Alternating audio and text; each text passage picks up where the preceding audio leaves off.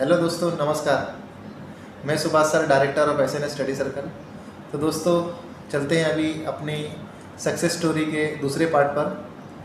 कहते हैं ना दोस्तों कि मंजिल मिल ही जाएगी एक दिन, भटकते भटकते ही सही। मंजिल मिल ही जाएगी एक दिन, भटकते भटकते ही सही। गुमराह तो वो है जो घर से निकलते ही नहीं। तो दोस्तों, ठीक इसी प्रकार से जैसे कि आप लोगों को मालूम है कि अपने रिजल्ट्स कितने बेहतरीन हैं। काफ़ी बच्चों ने काफ़ी अच्छे रिजल्ट्स दिए हैं। तो उनमें से 2 कैंडिडेट जिन्होंने काफ़ी अच्छे रिजल्ट्स लिए हैं, उनसे अपन उनकी सक्सेस स्टोरी जानते हैं। तो मिलते हैं अपन आज, जिनकी सफलता उनकी जुबानी। मिलते हैं अपन पल्लवी और तृष्णा से, बराबर है। तो सबसे पहले बात करते हैं अपन पल्लवी से। पल्लवी, आपका बेसिक एजुकेशन क्या हुआ है? सर मेरा इंजीनियरिंग हुआ है। आपका इंजीनियरिंग हुआ है। आपका स्कूलिंग कहाँ से हुआ है?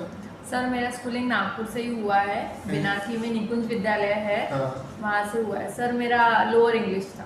आपका लोअर इंग्लिश था। Okay okay okay. आपका रहना कहाँ पर है? सर मेरा रहना कांजी हाउस में है। आपका रहना कांजी हाउस में है। हाँ। और तृष्णा, आपका बेसिक एजुकेशन क्या हुआ? मेरा बेसिक मैंने पोस्ट ग्रेजुएशन किया है एमसीए में। और ग्रेजुएशन में क्या किया? बीसीसीए किया था। आप बीसीसीए ग्रेजुएट हो और एमसीए ग्रेजुएट हो। हाँ। Okay okay. और आपका रहना कहाँ पर है? मेरा न्यू ठवरे कॉलोनी में। न्यू ठवरे कॉलोनी में आप रहते हो। Okay okay. आपका स्कूलिंग कहाँ पर था? स्कूलिंग मेरा गुरु नानक में हुआ है और उसके पहले 10th तक मैं आदर्श कन्या में पढ़ी थी। ओके, 10th तक आप आदर्श कन्या विद्यालय में? 11th 12th then Guru Nanak. 11th 12th then Guru Nanak. Okay.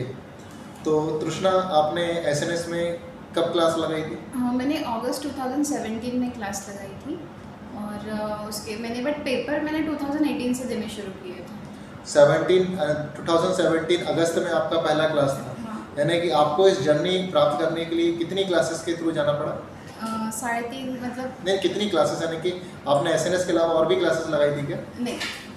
Okay, आप केवल एसएनएस में पढ़ाई करके आपने सफलता हासिल की। ओके। और पल्लवी? सर मैंने भी 2017 में ही लगाई थी। कृष्णा के पहली वाली बैच में थी मैं। Okay okay. और उसके बाद फिर प्रिपरेशन की स्टार्टिंग, मतलब 6 महीने का जो भी कोर्स था वो पूरा हुआ। फिर उसके बाद प्रैक्टिस बैच में थी। Okay okay. तो तृष्णा, आपको एसएनएस स्टडी सर्कल के बारे में किसने बताया?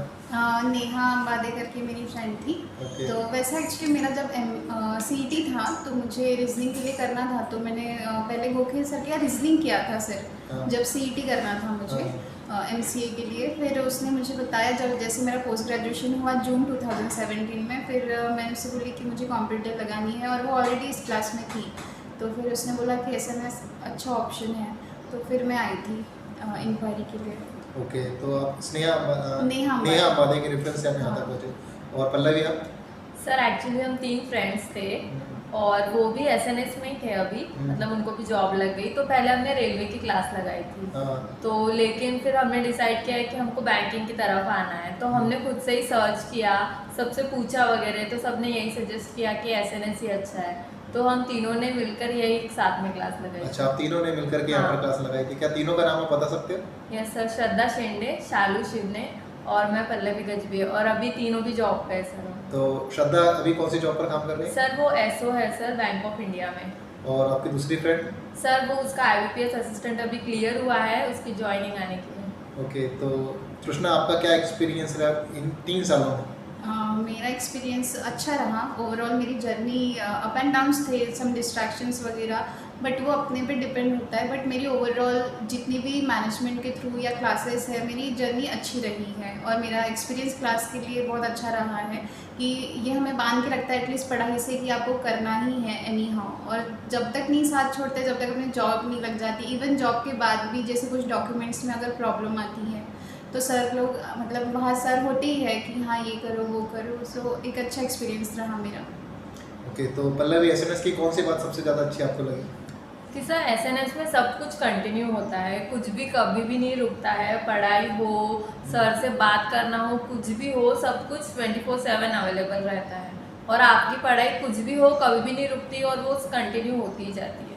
तो जैसे कि तृष्णा और पल्लवी, आप दोनों का रिजल्ट आफ्टर लॉकडाउन आया है, यस। क्योंकि आप लोगों की पढ़ाई थी, इसके पहले भी आप लोग इंटरव्यू के लिए क्वालिफाई हुए थे, but because of some reasons आप लोग किसी प्रकार से क्वालिफाई नहीं हो पाए थे। लेकिन फाइनली आप अपनी मंजिल तक पहुंच गए हो। तो लॉकडाउन में आपने अपनी पढ़ाई को कैसे मैनेज किया? क्योंकि आज के जो स्टूडेंट है वो काफ़ी मुझे क्वेश्चंस करते हैं कि सर लॉकडाउन में इन्वायरमेंट नहीं बन रहा है, माइंड डिस्टर्ब हो रहा है, मोटिवेट नहीं हो पा रहे, तो ऐसी परिस्थिति में आप दोनों ने अपने आप को कैसे ओवरकम किया, आप बता सकते हैं तृष्णा? सर जब लॉकडाउन लगा था तो उसके पहले जब 6 दिन का शेड्यूल हमें मिल गया था तो हम साथ में मिलके मेरे घर में पेपर देते थे कि एक एनवायरनमेंट मिल जाए कि हम लोग 6 लोग मिलके पेपर देते थे, शिखा मैं वगैरह। देन फिर उसके बाद गैप हो गई, फिर एक दो महीना शायद हम सब ब्लैंक थे कि क्या करना है, बट जीए हमारा कंटिन्यू था, जीए में हमने कभी गैप नहीं दिया। फिर उसके बाद सर ने ऑनलाइन क्लासेस का आया, प्रैक्टिस मॉक करके उन्होंने एक टेस्ट सीरीज़ का ही लाया, फिर उसमें एडमिशन एनरोल हो गए हम लोग। फिर जो रोज़ का शेड्यूल रहता था वो एक मतलब प्रेशर भी रखता था कि हाँ हमें ये चीज़ करनी है और ये सबमिट करनी है, तब तक हमारा दिन कंप्लीट नहीं होगा। सो उस वजह से वो बहुत हेल्प हुई कि वो टेस्ट सीरीज़ की इससे और सर का जो शेड्यूल था बनाने का क्लास का, उससे बहुत हेल्प हुई। और रोज़ पेपर दो, रोज़ मतलब एक दिन संडे को भी इवन पेपर रहता था, तो वो बहुत ईजी गया, तो उससे हो गया अच्छे से। तो जैसे आपका कहना है कि जो रेगुलर पेपर आपको हार्ड कॉपी में मिले उसको आपने ईमानदारी से पूरा सॉल्व किया, टीचर्स को कोऑपरेट किए, दैट्स व्हाई आपको लगता है कि आपके रिजल्ट्स ये आए। सब डिफरेंस इतना ही था कि हम क्लास की जगह घर में पेपर देते थे, Okay. बाकी सब सेम था। जैसे स्ट्रिक्ट क्लास में रहता था तो वैसे ही घर में भी। यानी मैं बता सकता हूँ कि अपने व्यूवर्स को कि आप लोग अपनी पढ़ाई के लिए ईमानदार थे। Yes sir. तो जैसे बहुत सारे बच्चों के दिमाग में रहता है कि इंग्लिश काफ़ी वीक है, मेरा इंग्लिश में स्कोर नहीं आता है, तो आप लोगों ने फिलहाल मैं आप इनके बारे में बताता हूँ कि इन लोगों ने कौन कौन से एग्ज़ाम्स क्रैक किए, क्योंकि एसएनएस में एक एक बच्चे के पास 3-3 4-4 एग्ज़ाम्स थे। तो पल्लवी, अभी तक आपने इस सफलता के पहले कितने इंटरव्यू दिए? सर ये सफलता के पहले मैंने 4 दिए थे। इसके पहले पल्लवी ने 4 इंटरव्यू दिए थे, पर किसी कारणवश उनका फाइनल नहीं हो पाया था, क्योंकि बहुत सारे दर्शकों के मन में ही चल रहा है कि 2017 से प्रिपरेशन कर रहे हैं, लेकिन ये काफ़ी एग्जाम्स पास कर पा रहे थे, लेकिन कहीं ना कहीं किसी न किसी वजह से इनका फाइनल नहीं हो पा रहा था, लेकिन फाइनली 2021 में इनका फाइनल हो गया है। तो अभी 2021 में कितनी जॉब आपके पास में अभी फिलहाल? सर अभी मेरे पास 2 है, एक आरआरबी पीओ और एक आईबीपीएस असिस्टेंट। अभी पल्लवी के पास 2 जॉब है, एक आरआरबी पीओ और आईबीपीएस असिस्टेंट का जॉब है। सेम तृष्णा, आपने इस सफलता के पहले कितने इंटरव्यू, कितनी सफलता हासिल की थी? मैंने ESIC का मेंस भी क्लियर किया था और RRB PO का 2019 का इंटरव्यू दिया था, बट वो कुछ वजह से बहुत माइनर मार्क्स से मेरा रह गया था, और ESIC के मेंस में मेरा मेरिट नहीं बना था उतना। फिर उसके बाद तो यही है। तो 2017 के पहले आप लोग मेंस तक जा रहे थे, इंटरव्यू तक जा रहे थे, लेकिन कहीं ना कहीं थोड़ी सी मेहनत में कमी या किसी न किसी रीज़न से आप लोगों का फाइनल नहीं हो पा रहा। तो फिर आप अपने आप को मोटिवेट कैसे करते थे? यार बार बार फेल हो रहे, बार बार एग्जाम दे रहे, घर का प्रेशर, सोसाइटी का प्रेशर, तो उस समय आप अपने आप को ओवर कैसे किए? जब मतलब घर में जो रिलेटिव्स रहते थे या जो भी फ्रेंड सर्कल रहता था, फैमिली रिलेटिव्स, वो बोलते थे प्राइवेट जॉब कर लो, कोई मतलब नहीं है, नहीं लगने वाली है जॉब, घर की सिचुएशंस देखो कैसी है, यू नीड टू अर्न। सो मैंने, मम्मी जो मेरी है वो बहुत सपोर्टिव थी, उन्होंने बोला कि वो जब इतने पास आ गई है तो मैं उनको कैसे बैक होने के लिए बोल दूँ। तो फिर बस वही था कि करना ही है प्रूव हमें कैसे भी करके, जब इतने पास आ गए हैं तो थोड़ी और मेहनत कर लेते हैं, थोड़ी और, कुछ तो छूट गया होगा जो हमने नहीं किया होगा, इसलिए हमारा सिलेक्शन नहीं हुआ, इसलिए फिर लगे रहे रेगुलर, ये नहीं सोचा कि फेल होंगे या पास होंगे, बट लगे रहे, फिर फाइनली रिजल्ट आ गए। अगर भगवान ना करे, लेकिन अगर आपका ये रिजल्ट नहीं आता तो क्या आप कॉम्पिटिटिव को क्विट करते? क्विट तो नहीं करते। इवन मैंने नवंबर में, जब नवंबर 2020 में मैंने प्राइवेट जॉब के लिए रिज्यूम भी डाल दिया था, क्योंकि बहुत ज़्यादा ही प्रेशर हो गया था कि कर लो, नहीं हो रहा है ये वो, और जबकि सारे रिजल्ट आने के ही थे, प्री के भी आने थे, मेंस के भी आने थे, तो फिर मैंने डाल दिया रिज्यूम, बट मुझे एक भी कॉल नहीं आया इंटरव्यू का प्राइवेट कंपनी से। देन फिर मैंने यहीं पे कंटिन्यू किया। मेरा तो था ही कि मुझे गवर्नमेंट मतलब इसी में ही जाना है, पब्लिक सेक्टर में, बट देन मैंने मम्मी को बोला, देखो मैंने वहाँ पे रिज्यूम डाला, मुझे प्राइवेट से कुछ नहीं आया, यहाँ पे मैंने थोड़ी एक्स्ट्रा मेहनत कर दी, तो मेरे पास अभी 4 जॉब्स है करके, तो शी वाज हैप्पी। ओके।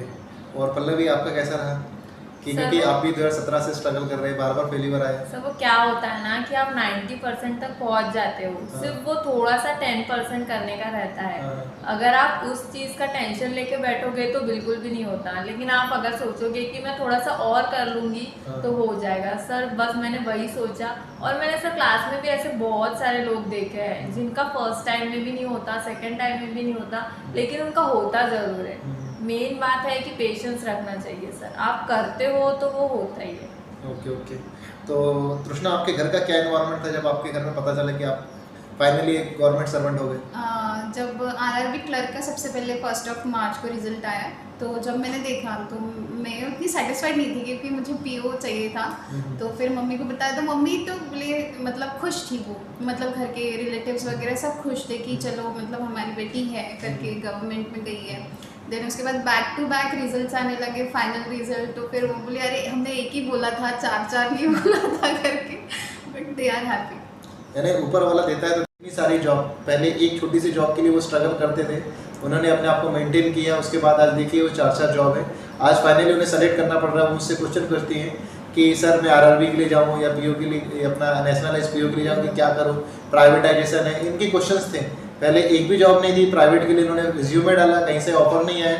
आज ऐसा है कि सही में इनकी ईमानदारी ने इनको उनका आउटपुट दे दिया, बराबर। और पल्लवी, आपके पास 2 जॉब है, तो घर का एनवायरनमेंट क्या था जब मालूम चला था? मम्मी तो बहुत ही ज़्यादा खुश हो गई, मुझे आज भी याद है 1 तारीख को रिजल्ट आया, और मम्मी ने सभी रिलेटिव्स को कॉल कर दी, जितने भी थे, कि जॉब लग गई, जॉब लग गई, जॉब लग गई। मम्मी इतनी खुश थी क्योंकि पता नहीं, सबको लगता था कि गवर्नमेंट जॉब है ही नहीं और इसको लगेगी ही नहीं, क्योंकि इतने 2-3 साल हो गए कर रही है तो भी नहीं लग रही है। लेकिन जिस दिन लगी उस दिन सभी लोग खुश हो गए, जिनसे मैं एक्सपेक्ट भी नहीं कर रही थी, वो भी मुझे कॉल करके बोल रहे थे कि बहुत अच्छा हुआ, बहुत अच्छा हुआ लग गया। तो आप दोनों को लगता था कि आप सही में गवर्नमेंट एम्प्लॉय बन पाएंगे जब ज्वाइन किया था? हाँ, मतलब हाँ। वो जब ट्रॉफी मिलती थी, जब हमारे जो सीनियर थे उनको जॉब लगती थी एंड वो स्पीच देने आते थे, तो मैं हमेशा वो ट्रॉफी की तरफ देखती थी कि यार मुझे चाहिए ये, एटलीस्ट मैं आगे रह के एक बार स्पीच तो दूँ कि हाँ Okay, okay. क्या हमको है। हमेशा लगता था कि हम वहाँ कब कैसे जाएंगे, कब जाएंगे, हम कब बताएंगे कि हमने क्या क्या हाँ, किया है। कि अच्छा, आप अपना स्ट्रगल सामने रखना चाहते थे? स्ट्रगल नहीं but journey at least, journey, that is journey, struggle कि आपने किस तरह से ओवरकम किया, आपने अपने सीनियर को बोलते हुए देखा। क्योंकि जैसे हमें प्रॉब्लम थी सर, वैसे सारे स्टूडेंट को रहती है, किसी को जीए नहीं आता, किसी को इंग्लिश नहीं आता, किसी को रीजनिंग नहीं आता। सेम, मतलब मुझे तो हमेशा ऐसा लगता था कि मैं सबको बताऊं कि मैंने ऐसा ऐसा की हूँ, कुछ ऐसा की हूँ, तो आप लोग भी करो। क्योंकि बेसिकली आप लोग, हम लोगों के सामने ही पढ़ करके अभी आप गवर्नमेंट जॉब पर लगे, तो हम लोगों को मालूम है कि आपकी स्ट्रेंथ क्या रही। क्योंकि बेसिकली मैं आप लोगों को बताना चाहता हूँ दोस्तों कि तृष्णा और पल्लवी ना बहुत ब्राइट स्टूडेंट नहीं रहे पहले से, कि एकदम से आए टॉप करना शुरू किए, क्लास में पूरा नाम बना दिया। ऐसा नहीं हुआ इन लोगों के साथ। इन लोग भी हर सब्जेक्ट के लिए स्ट्रगल किए, फेलियर सामने आया, बार बार क्वेश्चन सब्जेक्ट को कैसे इंप्रूव करें, क्या करें। इन लोगों ने मेहनत ली, पेशेंस रखा, समय बिताया, और देन आप लोग देखते हैं कि इनके रिजल्ट कितने बेहतरीन हैं। तो दोस्तों, आज जमाना जो है हमेशा उगते हुए सूरज को ही सलाम करता है। इन लोगों ने कितनी असफलताएं हासिल की है, कितने सारे पेपर दिए थे, कितने बार फेल हुए थे, कोई नहीं पूछने वाला है। आज इनके पास सफलता है, सभी लोग उसी पर आज सलाम ठोकते हैं। तो तृष्णा, अगर आप अपने जो जूनियर स्टूडेंट को अगर कोई मैसेज देना चाहते हैं तो वो मैसेज क्या होगा? मैं उनको यही बोलूँगी कि कंसिस्टेंसी होनी चाहिए और एक्यूरेसी के साथ आप पेपर मारो। मींस मैंने IUPAS PO के मेंस में 70 अटेम्प्ट किया था, मुझे 82.50 आया। इट मीन्स कि मेरी एक्यूरेसी अच्छी थी और डिस्क्रिप्टिव अच्छा था। बट कंसिस्टेंसी होना बहुत ज़रूरी है। सोने के पहले आपका जो शेड्यूल है, भले आप 8 घंटे मत पढ़ो, ज़रूरी नहीं है 8 घंटे पढ़ने से होगा, क्योंकि आपके दिमाग में कितना जा रहा है वो इम्पॉर्टेंट है। 2 घंटे का शेड्यूल है क्लास का, ईमानदारी से करो। ऐसा नहीं कि यार मेरा इंग्लिश का हो गया है तो मैं इसमें जंप हो जाता हूँ तो मेरा कवर हो जाएंगे 35 क्वेश्चंस। नहीं, आपको जो टाइम अलॉट किया है उसी टाइम पे आप पूरा करो, आपका हो ही जाएगा। एक भी चीटिंग नहीं करनी है, ना GA में ना रीजनिंग में, कोई भी इसमें नहीं करनी है कि मेरे मार्क्स आने चाहिए या मैं टॉपर में आना चाहिए। नहीं, आप एक्यूरेसी और अटेम्प्ट रखो और बस दिमाग शांत करके दो पेपर कि हाँ हो जाएगा करके, मेरा तो हो ही जाता है अच्छे से। यानी कि आप उसमें बेईमानी मत करो पेपर में देते हाँ, समय, नहीं। आजू बाजू के सर्कल्स मत करो। हाँ वही। तो कई बच्चे होते हैं कि कई बार अपने मार्क्स जानबूझ के बढ़ा देते हैं, कि वो सारी चीज़ें मत करो, खुद से आप ईमानदार रहो। तो तृष्णा, हर इंसान अपने आपको ज़्यादा जानता है। तो जैसे कि आपने बहुत सारे आपके दोस्त देखे कि कितने सारे बच्चे ऑफिसर्स बने, कुछ बच्चे 6-8 महीने में भी बने हैं। तो तृष्णा, हर इंसान को अपनी गलतियाँ, अपनी कमियाँ मालूम होती है। तो आपको ऐसा क्या लगता है कि भाई जैसे कि आपने ये सफ़र 3 साल में तय किया, तो आपको लगता होगा ना कि भाई मेरे से कुछ ऐसी गलतियाँ हुई कि भाई मैं उसको कैसा क्या काम कर ओवरकम कर सकता ताकि आने वाले बच्चे वो ना करें। हाँ। तो वो क्या हो सकता है? वो ये हो सकता है कि जो पहले डाउट है आपके सब्जेक्ट वाइज, वो पहले आप क्लियर कर लो। क्लियर करो पूरी तरीके से। सर लोग हैं, सोर्सेस है ऑनलाइन, वो पूरे क्लियर करो और देन पेपर करो कि हाँ ये फॉल्ट जा रहा है। अगर मैथ्स में मुझे अभी भी मुझे वर्डिक्स नहीं आते हैं, बट मैंने रीजनिंग और इंग्लिश ऐसा बना के रखा था कि मैथ्स का सिर्फ मुझे कट ऑफ क्लियर करना है। तो आप ऐसे बना के रख सकते हो, बैलेंस रखो कि नहीं कि सिर्फ मैथ्स नहीं आता तो टेंशन नहीं लेना है कि ये तो नहीं आएगा, वो तो नहीं आएगा। और वाइड कर दो अपने रेंज को। ऐसा नहीं सोचना है कि मुझे ये नहीं आएगा, ये नहीं आता एग्ज़ाम में तो मैं ये प्रिपेयर नहीं करूँगा, ये आता है तो ये प्रिपेयर करूँगा। अगर ये जो सोचते हैं ना, उनका नहीं होता है। बस वाइड हो जाओ, मतलब अपना ब्रेन जो है वाइड कर दो कि कुछ भी आएगा बस मैं रेडी हूँ, मुझे जितना आता है। Always be positive. Be positive. Okay. और पल्लवी, जैसे कि ये आपका सफ़र, आपका भी 2017 से जर्नी स्टार्ट हुई और अभी फाइनल हुई, तो ऐसी कौन सी चीज़ थी जिसको आप एलिमिनेट कर सकते थे और ये सफ़र और जल्दी तय कर सकते थे? मेरी सबसे बड़ी गलती लगती है मुझे कि मैं सर जीए नहीं पढ़ती थी। ओके।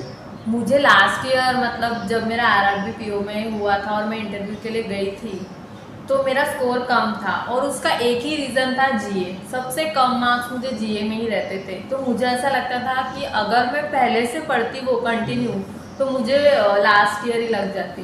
तो मुझे मेरी वीकनेस बस जीए ही लगती है, लेकिन वो रिज़ल्ट नहीं आया। फिर उसके बाद मैंने जीए को भी छोड़ा है। जितना होता है मेरे से, मैंने उतना उसको कंटिन्यू रखा। और अच्छे विद्यार्थियों के साथ रहने का क्या फ़ायदा हुआ दोनों हाँ, को? ये बहुत ज़्यादा रहता है। मेरी हमारी फ्रेंड है सबकी, शिखा, मतलब हमारे ग्रुप की लीडर ही समझो सर। वो इतनी पॉजिटिव है, इतनी पॉजिटिव है। आप उसके साथ रहो, उससे बातें करो, आपको सिर्फ पॉजिटिविटी मिलेगी। मैं पूरा साल शिखा के बाजू में बैठी थी, पूरा साल पेपर देती थी, उससे डिस्कस करती थी। वो जो कुछ भी बताती थी वो सब कुछ करना, क्योंकि वो जो भी बताती थी और वो सब परफेक्ट ही रहता था। और मैंने सर उसी से सीखा है, कोई भी फालतू के क्वेश्चन करना नहीं, जो आता है वही सॉल्व करो एक्यूरेसी से। तो आपको, आप दोनों को शिखा ने काफ़ी मोटिवेट किए बहुत ज़्यादा। और शिखा वन ऑफ द, आपको अगर मैं बोलूँ कि क्लास के वन ऑफ द सबसे सिंसियर स्टूडेंट में अगर आप बोलेंगे तो शिखा का नाम हम लोग लेते हैं। आगे सफलता की जर्नी में शिखा को भी कभी अपने सामने अपन रखेंगे कि उन्होंने उसका नाम के सामने अगर बोलेंगे तो 5 से 6 जॉब फिलहाल उन्होंने अपने समय पर हासिल की थी और उनका भी काफ़ी अच्छा स्ट्रगल रहा था। काफ़ी वो भी परेशान रही थी अपने जॉब से रिलेटेड, कि पहले एक छोटी मोटी जॉब के लिए भी वो स्ट्रगल किया शिखा ने। बाद में ऐसा हुआ कि बोलते नहीं, ऊपर वाला देता तो देता छप्पड़ फाड़ के। तो उसके पास 1 2 3 नहीं 5 से 6 जॉब उसको फाइनल हुई थी। फिलहाल अभी वो LIC में एज अ असिस्टेंट वहाँ पर वो काम कर रही है। तो उनकी जर्नी भी कई बार अपन अभी आगे चल करके देखेंगे। सर मुझे एक बात बोलनी है कि मतलब जब आरआरबी पीओ का रिजल्ट आया, हाँ। ठीक है, फिर उसके बाद क्लास तो कंटिन्यू हुई, फिर उसके बाद लॉकडाउन लग गया। हाँ। और फिर सबको यही लगा कि क्या करना है, कैसे हाँ। करें, क्या करें। तब अब अगर हम पेशेंस नहीं दिखाते ना तो कुछ भी नहीं होता, क्योंकि लॉकडाउन से पहले ऐसा कभी नहीं हुआ कि मेरे सारे प्री निकले और मेरे सारे ही मेंस थे। लेकिन लॉकडाउन में जो क्लासेस हुई, जो पेपर हमने दिए ऑनलाइन, जो आपने दिए थे, वो देने के बाद मतलब घर से किए हमने, लेकिन इतना अच्छे से किए कि लॉकडाउन के बाद मेरे सारे प्री निकले और मेरे पास सारे मेंस थे। तो ऐसा नहीं है कि आप क्लास में ही जाके, सर जो घर पे शेड्यूल देते हैं वो भी अगर आप बहुत अच्छे से करते हो और खुद पे कॉन्फिडेंट रखते हो और पेशेंस रखते हो तो हो ही जाता है। तो दोस्तों बस आप लोगों को ये बताना चाहूँगा कि सबसे इम्पोर्टेंट होता है कि शिष्य जो है तभी सफल होता है जब उसका आखिरी तक अपने टीचर पर विश्वास बना रहता है। अगर आप हम लोगों पर आखिरी तक अपना विश्वास बना करके रखोगे तो डेफिनेटली हम लोग भी आपकी जर्नी में आप लोगों के लिए बहुत बड़ा योगदान दे सकते हैं। क्योंकि ये लोग सफल हुए, इसका सबसे बड़ा रीज़न था कि इन लोगों का हमारे प्रति 100% ट्रस्ट, क्योंकि जो हम इनको होमवर्क देते थे, जो हम इनको सीट्स देते थे, जो उनको हम पेपर देते थे, बराबर ही टाइम पर सॉल्व करके उसको डिलीवर करते थे। और इन्होंने अपने आप से बहुत ज़्यादा ईमानदारी रखी, तो आज आपके सामने ये लोग आज अपनी जर्नी बता रहे हैं। तो और कुछ चाहते हैं कुछ? आज भी करते हैं पेपर सॉल्व, आज भी करते हैं। और ये अभी फाइनली इन लोगों के पास जॉब है, लेकिन अभी फिलहाल की ज्वाइनिंग आने की, तो फिर भी अभी ये पेपर लेने के लिए आए हुए हैं और आज भी ये पेपर अभी मारते हैं। तो जब तक आप लोगों का फाइनल ज्वाइनिंग नहीं आता, अब तक आप बैंक में नहीं पहुंच जाते, आप लोगों को आपके प्रयास जारी रखने चाहिए। और मैं ये बोलना चाहूँगी कि आपका जो फ्रेंड सर्कल है वो पढ़ाई वाला रखो। मतलब जो पढ़ता है, या फिर कोई एक नहीं यार आज नहीं पढ़ते हैं, आज मन नहीं हो रहा, वो उनसे दूर रहो स्ट्रिक्टली। मैं मेरे जूनियर्स को बोलना चाहूँगी कि स्ट्रिक्टली दूर रहो ऐसे लोगों से। आप उन्हीं जो पढ़ते हैं, जो कंसिस्टेंट है, जिनको पढ़ने की इच्छा है, उन्हीं के साथ रहो, वैसा ही ग्रुप रखो। क्योंकि हमारा जो 5-6 लोगों का ग्रुप है वैसा ही है, पढ़ने वाला। तो दोस्तों ये लोग भी वही बता रहे हैं। मैं भी क्लास में कई बार आप लोगों को मोटिवेट करता हूँ कि भाई जिन बच्चों का स्कोर अच्छा आता है और जिन लोगों की लगने की उम्मीद रहती है, उनकी सराउंडिंग में, उनके ऑरा के आसपास अगर आप लोग रहते हो तो डेफिनेट उनके पास कुछ तो ऐसी बात होती है जो डेफिनेटली आपको वो शेयर करेंगे। तो आप लोग उनके साथ में रहो। और आज की ये सफलता की जर्नी अपन 2 लाइनों के साथ समाप्त करते हैं कि कहते हैं ना कि पेड़ की टूटी हुई टहनी भी पतवार बनती है, हर छोटी सी चिंगारी भी आग बनती है। और तू क्यों मायूस होता है मुसाफिर, तू क्यों मायूस होता है मुसाफिर, क्योंकि पैरों तले रोंदी गई मिट्टी भी एक दिन ऊंची मीनार बनती है, एक दिन ऊंची मीनार बनती है। तो दोस्तों सभी लोग अगर इतनी ईमानदारी से अगर पढ़ाई करेंगे तो डेफिनेटली दुनिया की कोई ताकत आपको नहीं रोक पाएंगे कि आप लोगों को जॉब ना मिले। बस आप लोग ईमानदारी से अपना काम करते रहिए, हम लोगों को सपोर्ट करते रहिए, डेफिनेटली अपन बहुत अच्छा करेंगे। मिलते हैं चलो नेक्स्ट कैंडिडेट के साथ। धन्यवाद।